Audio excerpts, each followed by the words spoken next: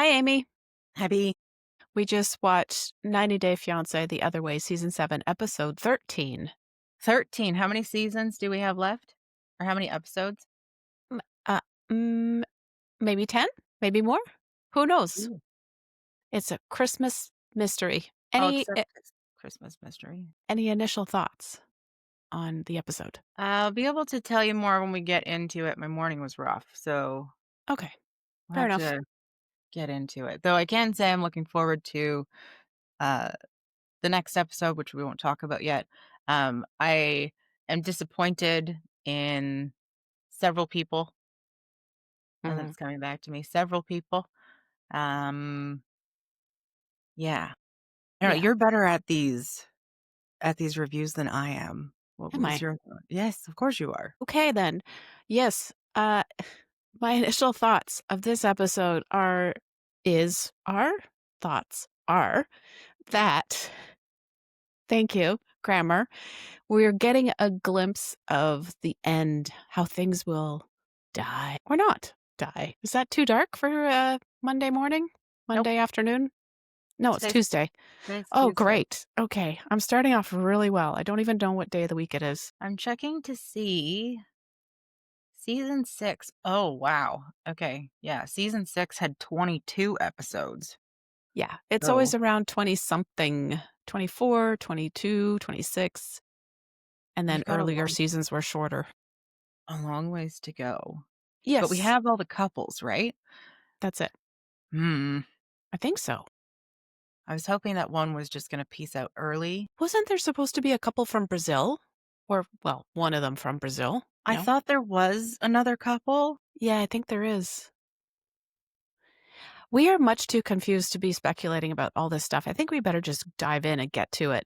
Okay, let's do it.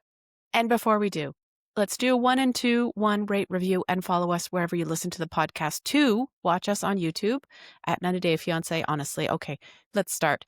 Chloe and Jonathan. At first, I was very confused. Like, where is this? Because it's quite glamorous, and I thought mom was staying with them at Johnny's house, but clearly not.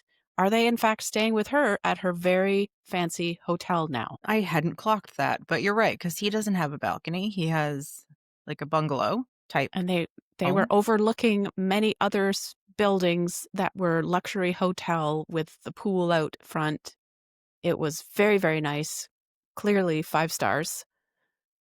It Not looks his house. gorgeous. It Mhm. reminded me of a certain place that we once visited and will be visiting again in 3.5 years. So I love the fact that Chloe opens it up by saying that she regrets telling her mom about Johnny's indiscretion. Wow. Little too late for that. Thanks, Chloe. Yeah. Maybe you And should have then thought about it first. and when her mom brings it up to him, he confirms that they weren't exclusive. And she says that he's he's saying that because it's the right thing to say, but yet it seems as though she was pushing for him to, roll back time and to have the exclusivity conversation before that event happened to avoid that event.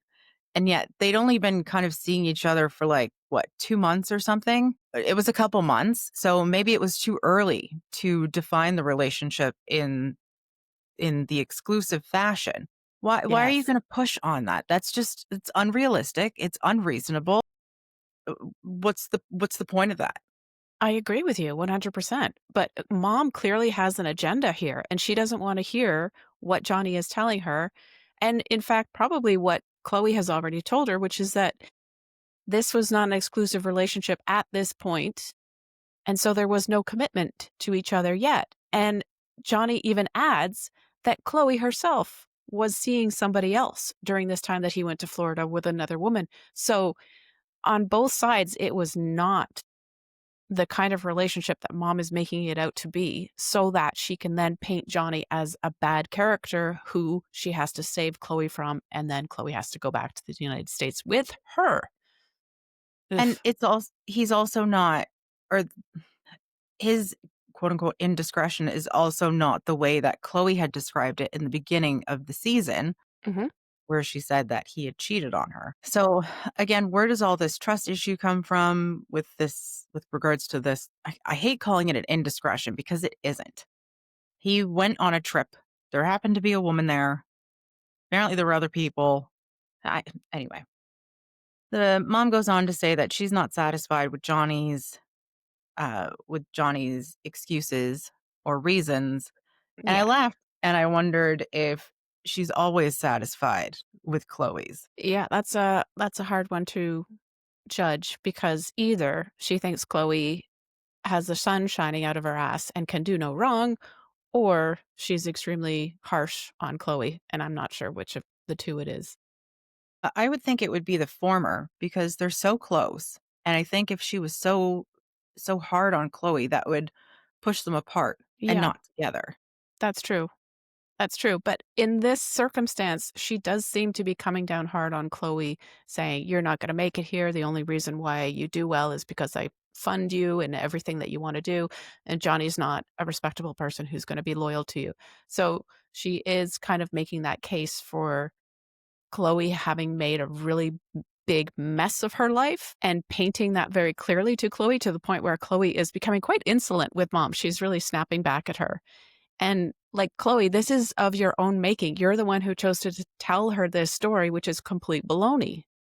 You were also with somebody else at the time that Johnny was with somebody else. And Johnny even says, did you catch this? I had to rewind it like 3 or 4 times, so I'm not sure if he said 2 or 3, but he says the relationship has only been serious for the last 2 or 3 months. I did hear that. And That's it. That's yet all. Chloe said, okay, so now I'm confused with the timeline because Chloe said that they've been together for a year at the beginning. Lied. And apparently that began with the incident in Florida. And when did that happen? Somewhere between 1 to 4 months into it. Okay, so that brings us to 8 months.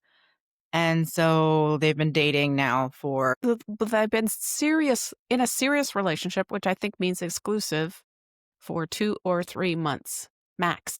right. And she makes the decision to move to Aruba Quickly. that quickly. Yeah. Oh, hang on. Before we keep going, I want to go back to what Chloe's mom was saying. Two things. When she was coming down on Chloe. First of all, she's doing her child no favors by funding her entire life. And she also seems like the type of mom who, sure, she's coming down on her hard now, but she's going to forgive her like immediately. And she's going to fix any problem that Chloe had created. Like, imagine she bought Chloe a car and she demolishes it. And her mom's like, oh my God, Chloe, this is an awful decision. I can't believe you did this. And Yeah. then buys her a new car. I think the word for mom is enable. She enables Chloe to a wild extent. It's to the point where now Chloe doesn't really have any responsibility or know how to carry responsibility. And so this is actually pretty good for her, I think, to stay on Aruba without mom's help, without the money to find her own way to get a job. But it remains to be seen if that's actually going to happen. I have a question. Why is it on Aruba and not in Aruba? I don't know. It could be in Aruba. It could be both. Who knows? Why is it in a plane but on a bus? I don't know. I didn't know if there was some grammatical reason for it because I've also seen it online, Yeah. and I wondered if I just Well, I think missed that lesson. you can have a case for I am on an island, but I'm also in a country called Aruba. So both? Okay. Neither? I don't Anyway, know. it's inconsequential. I was just curious. Okay. Okay, moving on. Yes. One point that I thought was very telling here was when mom and Johnny are having the conversation about the relationship. He actually has some integrity. And we see that when he does not immediately tell mom, well, look, your daughter was also dating another person. So I thought that was really good of him to Mhm. not say that, to hold that back because that's Chloe's business. That's between her and her mom if she decides to disclose that or not. But I thought that was a really great moment where we see what Johnny's true character is. And I think that also highlights the lack of integrity on Chloe's behalf because clearly she didn't bring that up either to her mom. No, would not be convenient now, would it, to admit that she had made a mistake as well? And then when they're doing the transition to the airport, we have this lovely little visit to the fish market where they're descaling fish and washing lobster. And it was the most beautiful thing that I've seen in this episode. Right. Dead sea life. Great. Delicious. So mom offers Chloe a first class ticket back to Boston. No surprise. And mom also says that she suspects very much that Chloe will, in fact, return to the US when she no longer has any financial support from mom, which makes me ask the question, well, isn't this all your fault? You have made your own daughter dependent on you for money. So, Mhm. really? Yeah. And of course, just before getting into the airport, mom gives it one last college try and offers both Chloe and Johnny the opportunity to come and work for her in Boston should they choose to do so. Okay, great. And then she says, when she's hugging Johnny, take care of my daughter or I'll come back to Aruba. Did you catch Chloe's reaction to it? No, And she actually covered her that, mouth. yeah. Yeah. Like, Mm, okay, Chloe, turn down the dramatics. But also, what the hell, mom? yeah. She can't Mo- afford all these vacations oh, to right. Aruba, but That's yet right. she can afford to fly both of them, possibly first class, back to Boston, and can also afford to fly herself first class back to Aruba to interject herself into their relationship. Okay, And stay at a very well, fancy hotel while she's there. love that for you. Oh, you know what? She probably stayed in the hotel because they had hot water. Shall we read on? Yes. Let's go to England. Oh my goodness, the heartstrings. Greta and Matthew. It's been a while since we've seen Greta, so I was eager to check up on her to see how she's doing. But in fact, this is just the day after they went to the apple orchard, which means it is day 4 of her being in England. Day 4. The timelines are all over the map with this season. I know, but It because feels it's, like it. yeah, I totally agree. But because it's been such a short time frame for her, it made me think, and I'm not doubting her feelings because obviously what she's going through is very real, but it made me think, is this actually what's going on, or is it a little bit of homesickness and the whole upheaval of just having moved and left the cat behind and all of the stuff that she's been going through? And the weather. Could be, yeah. But anyway, she goes to the cafe to go talk to one of her besties back home about what she's feeling. And whoa, this was intense. Very Yeah. sad. Yeah, I felt it. I really felt for her. Though I also felt a sense of empowerment for her and also disappointment on her behalf when she said out loud, "We're not compatible anymore." Yeah, that's quite a statement. Good for you. Good for you. Meh. Also, I don't want to use the word. Also, if this whole kid thing was going to be like, if that was the deal breaker for your relationship, shouldn't you have spoken about that, 4 days ago prior to your departure from the States? Mhm. Just Yes. the timeline bugs me. Well, It doesn't. what bugs me is the fact that she tells us Matthew told her that he would choose their relationship over having children, which I do not believe for a split second. I don't think that somebody could give up their entire future of having a family, a legacy, grandchildren, the whole bit for the sake of a relationship that is this early on. Like, if you've been together for years, you've been living together, you've got everything all mixed up together, and then suddenly one of you chooses or has no choice in the fact that they can't or won't have children, that's one thing. But you guys are just starting to live together. You haven't really intertwined your lives together that much. And he's already saying, oh, I'll give up the entire future of children for you. Mm, Yeah, but when did she say that he said that? when they were driving home from the orchard. And then he also said at the end of the last episode in one of his private interviews that they already had their kids' names picked out. So it doesn't matter what came out of his mouth. What matters is what his actual intent was. And maybe he just wanted to shut her up in that moment. It's possible. Yeah. I hope that she sticks to her guns. Well, And anyway, the the we guns can being pointed in what direction? that they're not compatible That anymore. they're okay. Yes. I think she totally is. And it seems like the words that she uses express that very clearly, where she says, I have real doubts. I don't, like you said, I don't think we're compatible anymore. The spark is gone. They slept together and it did not feel good. It did not bring them closer together. All of the words that she's using are very, very clear. It seems like she is definitely on the path to breaking up with him. And she feels guilty because she is aware of all of this stuff. And she has been aware of it for quite some time. She says about 6 months ago, she started noticing that things were slipping and not feeling good or close anymore. Mhm. So Matthew's completely oblivious to all of this, or so we think. But she is like, I just love Greta so much. She is so honest. She knows what she has to do. She has to talk about this with him. And as heart wrenching of a discussion as it is, she still does it. And she's very, very caring and careful with the words that she uses and the things that she expresses to Matthew N so that not he just can. to Matthew, but to the cameras when she was talking about, how much he deserves, he deserves to be a father, blah, blah, blah. So kind, so kind. I felt so bad for her, but I I did also too. really I loved it when she said, uh, "I don't think you love me anymore," She said that to Matthew? or "I don't think I love you anymore." Yes. Yes, she said that she didn't think she loved him. Ouch. Yeah, But over you. a vegan shepherd's pie. And that was so lovely too, that she was making this meal for him.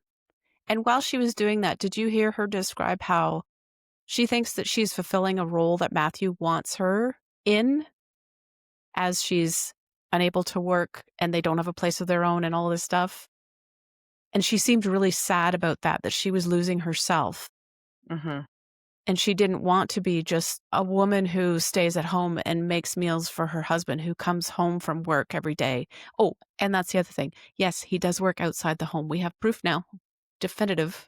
So that whole Yes, nonsense about the setup in the bedroom is entirely him being very, very selfish. But this discussion over dinner is desperately sad, but wonderfully honest and very, very gentle, which I thought was fantastic. She's a really good communicator. I agree, I agree. I also think, like, to add credence to your position that or I mean, she did say it in the show that, she is fulfilling this role, and I think that, each step in her well, each event that has occurred since her arrival has really been compounding for her to reach um, this level of awareness because even when she went to the grocery store, she had to get what, 2 kilos or 5 kilos or whatever of potatoes. She didn't know what that was, and I think that that started to really make her anxious, and then when she was trying to, make the potatoes, they weren't cooked enough, and then that further added to it. She's like, "I'm not built to be doing this for someone else. I need to do something for myself."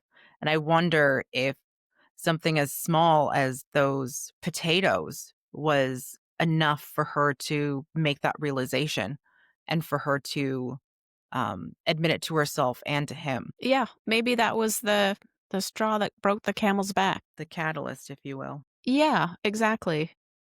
But I don't doubt for a second that what she feels is real and what she's going through is being communicated to us and to Matthew very, very clearly. Her mind is made up. Good. Go home. Shall we move on to Manon Sure. and Anthony the mime? Poor Anthony.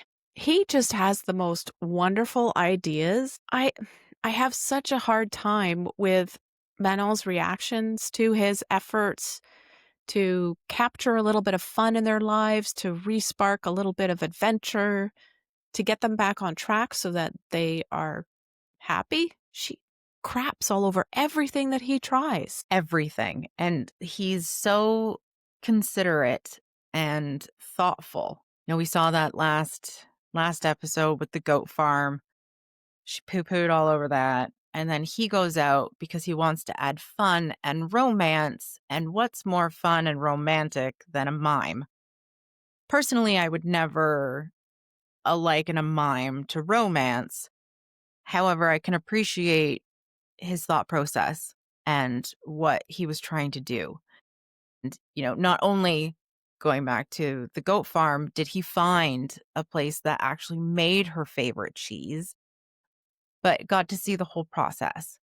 And now he not only, made the attempt to become a mime, but he reached out to one to get some lessons first. So he wasn't just out there, just trying to make a fool of himself. He was respectful of the profession or hobby, either way. And again, she poo-poos all over that. Yeah, and not only that, not only does she crap all over his fun, but she turns it around and says, "I blame you. You're not listening. You're not doing the things that I like, that I wanna do together as a couple." But he is. The cheese thing was entirely her bag. She loves cheese, and he was yes, they were at a farm. Where else would you think that they made cheese? They don't do it in a luxury goods store. He's doing the things that she has wanted to do with him or that she enjoys, and that he recognizes that they're things that she likes. And the whole thing about the mime was that they had this inside joke together about it. And so it has relevance to them as a couple. And yet immediately this is humiliating. How could you do this in front of all of these people? And it's all about her. And in So front of the mime, selfish. insulting And the it, mime oh, as I well. know. Like, come on, Manon, grow up a little bit, please. This is embarrassing. Her behavior is so embarrassing. And then for her to yell, "We don't do this in France," in front of a mime when mimes came to France. I had to look this up because I actually thought they originated in France. They did not. But they came to France in the 19th and early 20th century. So this has been around for a very long time. You can't tell me that you don't do this in France. And then tying that into their whole inside joke. You have already been joking about this, and now you're completely turning it around on him. No, you are just an ungrateful, shitty human being. I said it. Okay. I think that sums it up very nicely. Shall we read on? Yes. Okay. Pattiya and Dylan. The first thing that I wanted to mention is it is good, finally, that Dylan has admitted to being the one who told the lie in regards to what his mom supposedly said about Pattiya being too old, etc., etc. And he has apologized for lying to Pattiya. Progress. I Is it? applaud you.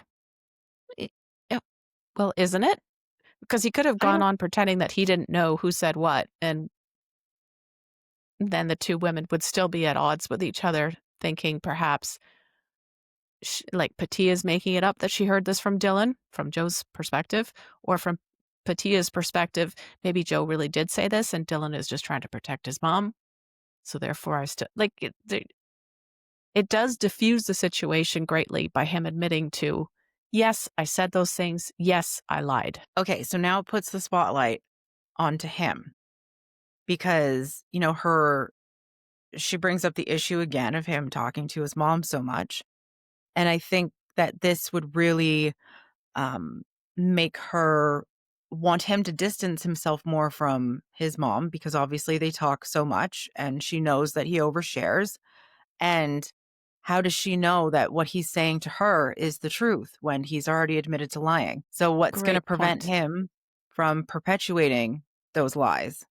How are, how's anyone supposed to know whether or not what's coming out of his mouth is true? Yeah, that's a really good point. I think the only thing that I could imagine in his defense is that he might have said those lies to Patiya in a very, very heated argument at a moment when he was basically out of control. So as long as you're not arguing, I would think that he is telling the truth. And maybe once he gets to that point of being in a really big fight, you can kind of question whether or not he's being honest. Just a thought. I I think that don't. just based on her distrust of him already, it really doesn't bode well for their relationship at all. Yeah, I agree. I agree. It's not a great place to come from. Just trying to understand why he did it and look for a way that they can proceed forward despite this mistake, because couples make mistakes and there are things that you have to let go of and just proceed on with your lives together as a couple in order to grow. So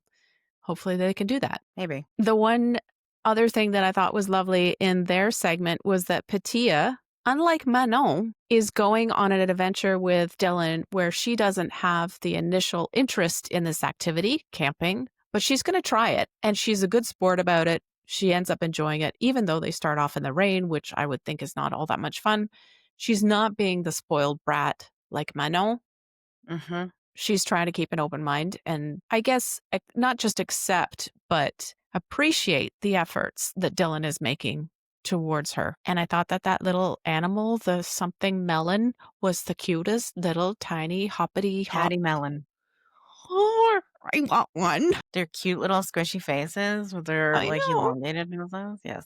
They're like a mini kangaroos. They're so Mhm. cutie. Little tiny marsupials.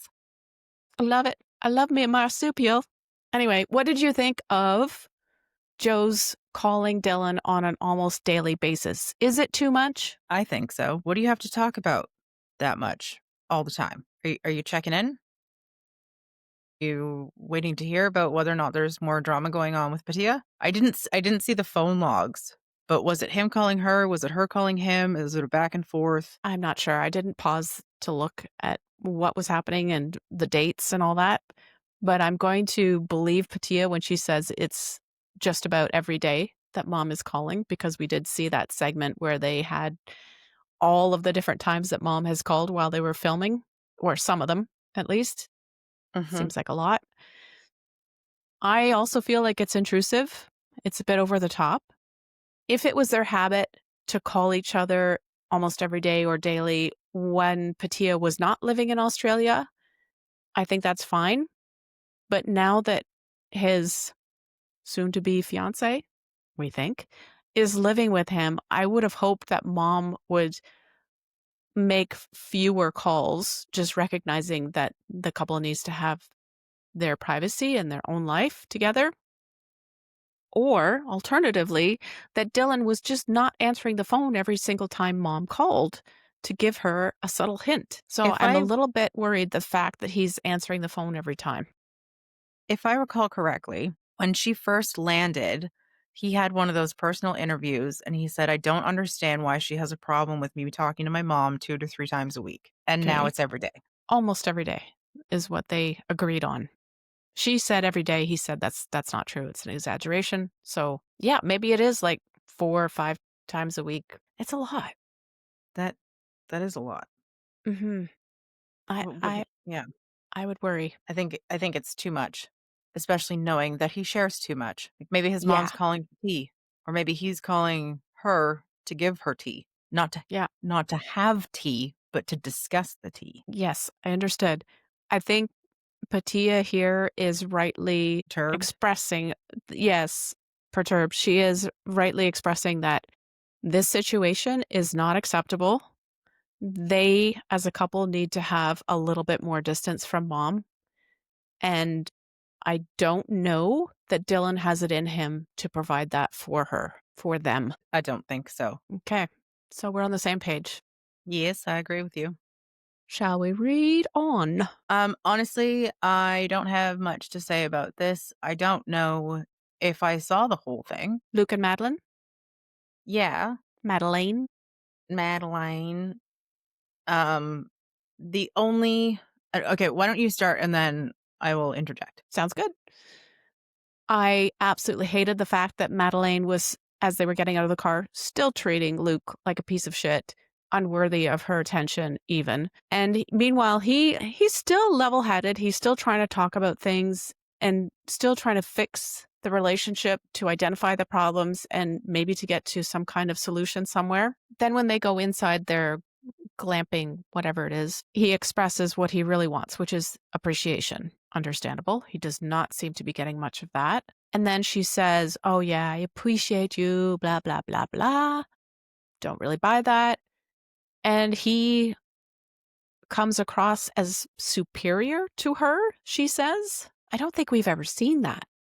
Not in the slightest, considering she beats him down at every opportunity that she gets, Yeah. So I don't minimizing minimizing every effort, minimizing any money he provides, any money he makes. He can't do anything right. taking him for granted, not appreciating any of his gifts, throwing things back in his face, saying he's not good enough, it's not enough, she can do it all on her own. What does she need him for anyway? Just making him feel as unwanted and as underappreciated as is possible, I think. Mhm. And then he says, "Well, I have doubts." Do you? Hmm. Not a surprise. Wow. Finally saw that red flag factory, huh? Jesus. What does it take for this guy? I have doubts. You think? It's been nothing but doubtful from the start. From It's both of their sides. Like been him nothing but drama. being, what was it? When they first met, he was 27, she was 17. Yes. Doubtful choice there, Luke.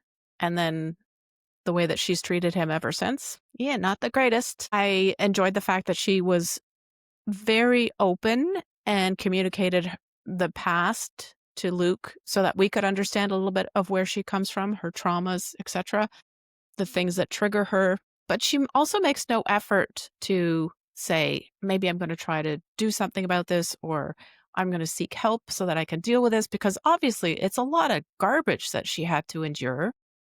And she's just spewing it out in her relationships rather than identifying it, channeling it in the right ways. I don't even know what kind of help would assist her, but there must be something that somebody could provide to her as a professional service so that she doesn't keep reliving the same trauma over and over again in her relationships. What I thought was very telling was when she said, "When you're lonely, you have control over everything."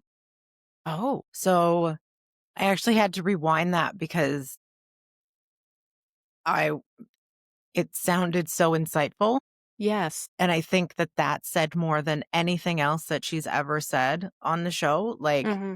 I feel awful for her history, though she doesn't have to be such a shitty human being, but her saying that indicates that she would rather push people away because that gives her the control over everything. And that is where her comfort is having the control. Yeah, absolutely. I mean, it's classic, I'm going to hurt you before you hurt me behavior. And I'm going to keep everything that could be a risk at a distance so that I can be safe. Yeah. So this was pretty sad. And considering it's their weekend to get married, it's even more tragic what's going on between the two of them. When he says to her, "I just want to have a good weekend with no fighting," I was like, I'm sorry, what? You're getting married and you're asking for 2 days without fighting? This is okay, first of all, not a tall order, and secondly, not what you should be asking your bride-to-be to provide to you the night or the day before you get married. This is such a low bar, even, subterranean animals could not get under it. And yet I don't think that it's even remotely feasible. Yeah, I don't believe it's possible either. This is a broken couple. Mhm. Hmm, sad. Shall we wrap things up on that sunny, happy, cheery note? Sure. In the next episode, we see Manon happy. Happy? Oh, yes, because she gets her stripper slash army dude thing. Yeah, whatever. We didn't see her cry in this episode, which made me happy. No, but where's the scene where she's walking up the hill in the village pushing Benjamin in the stroller and like saying, "I can't do this." Where was that? Because that was in the preview from last week. I'm not sure. Okay. Anyway, I guess it's going to come at some point. Maybe it was cut. Maybe it was replaced by the whole mime fiasco. I don't know. Hmm. My worry for next week is the conversation that Greta's having with Matthew, where he's trying to persuade her to back off of the definite direction towards breaking up. And that kind of manipulation is evil. Evil. Well, we've seen it before. He dismisses her feelings all the time. He doesn't take what she wants into consideration in any capacity. And I really hope that she sees through that. Me too. Is that all? I can't remember what else we saw for next week. Those are the only ones that stood out. Okay. Before we go, if you're enjoying the 90 Day Fiancé Honestly podcast, please subscribe to or give our show a follow. And if you have an additional moment, please rate us and help other 90 Day fans to find their show. Thanks for listening. Thanks, everyone. See you next week.